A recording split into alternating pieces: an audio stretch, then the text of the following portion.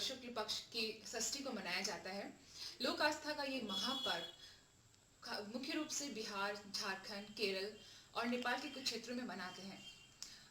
कहते हैं दीपावली अमावस्या के बाद कार्तिक शुक्ल पक्ष की चतुर्थी से लेकर कार्तिक शुक्ल पक्ष की सप्तमी तक मनाए जाने वाला ये 36 घंटे का महापर्व एक कठिन पर्व तो है ही। लोक आस्था का ये पर्व वैदिक संस्कृति से हमारे संस्कारों में, हमारे भारतीय संस्कृति में जुड़ा हुआ है। आरंभ में देखा गया कि पहली बार ये अगर हम कहें कि छठ महापर्व किसने और कैसे मनाया, तो हम ये देखते हैं कि सबसे पहले जब देवता और असुरों का संग्राम हुआ, उस पहले संग्राम में असुरों की द्वारा देवताओं की हार हो गई। तब देवताओं की माता अदिति ने षष्ठी माँ की आराधना की और उनसे वरदान स्वरूप तेजस्वी पुत्र की प्राप्ति हुई उन्हें। और वो तेजस्वी पुत्र जो थे वो आदित्य, सूर्य नारायण के रूप से आदित्य के नाम से जाने गए, और जिन्होंने देवताओं को उनकी विजय दिलाई असुरों पर। और उसी दिन से, चूंकि माता अदिति ने, देवताओं की माता अदिति ने इस लोक महापर्व के लिए देवारण्य देव में पहली बार आराधना की थी षष्ठी माँ की, और तब से ये देव स्थल बन गया। और आज भी पूरे विश्व में देव बहुत बहुत बहुत प्रचलित और काफी आस्था से जुड़ा हुआ है, हमारी संस्कृति से जुड़ा हुआ है और हमारे भारतीय संस्कृति की धरोहर है। कहते हैं कि यही एक पर्व है जिसमें कि भगवान सूर्य को हम मूर्त रूप से अर्घ देते हैं, उनकी प्रार्थना करते हैं, उनकी पूजा करते हैं। हम सभी भगवान को शायद सदृश न देख पाए, लेकिन सूर्य भगवान को हम मूर्त रूप से इसी पर्व में देख पाते हैं।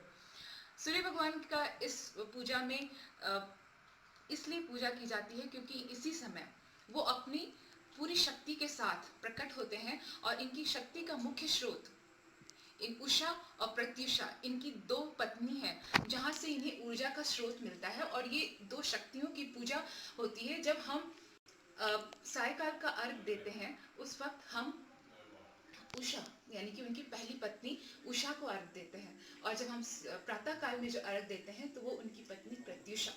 तो ये उषा और प्रत्युषा की पूजा भी साथ में होती है, और ये एक महापर्व के नाम से जाना जाता है जिसमें हमारी आस्थाएं, हमारी भावनाएं, हमारा विश्वास और हमारी संस्कृति की मूल धरोहर के रूप में हम इसे मनाते हैं।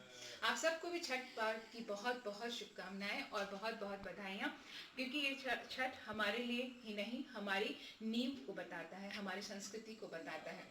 तो आप सबको भी छठ पूजा की बहुत बहुत बधाई, जो कल आज 18 तारीख 2020 में 18 तारीख से शुरू हो रहा है। और ये 18 तारीख को पहला दिन हम लोग नहाए खाए करते हैं, जिसमें चना दाल, चावल और कद्दू भात खाने की परंपरा है।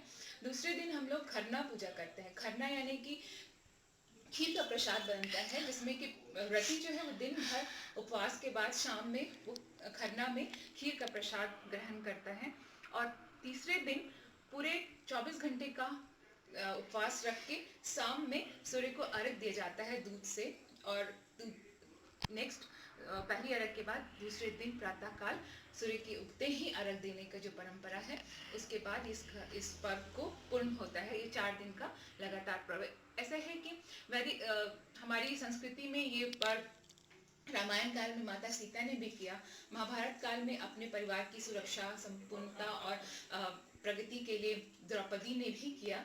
और ये इससे जुड़ी हुई कथाएं तो अनेक हैं, बट इन सब के बीच में हम बहुत सारी हमारे अपने घर से हमने अपने पीढ़ियों में इन सब चीज़ों को देखा जो जहाँ से ये चला आ रहा है। तो आप सबको भी छठ पर्व की बहुत बहुत बधाई, बहुत बहुत शुभकामनाएं। और एक बहुत अच्छा गाना इसमें मुझे याद आ रहा है, जो इसमें गाने की परंपरा है और वो हर संस्कृति में लोग गाते भी हैं।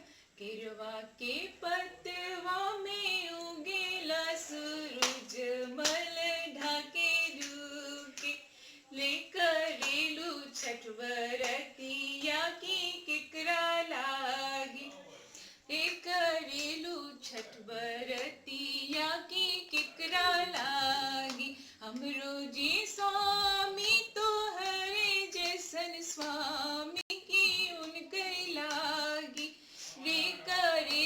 छठ बरतिया की केकरा लागी। केरवा के पतवा में उगेला सूरज,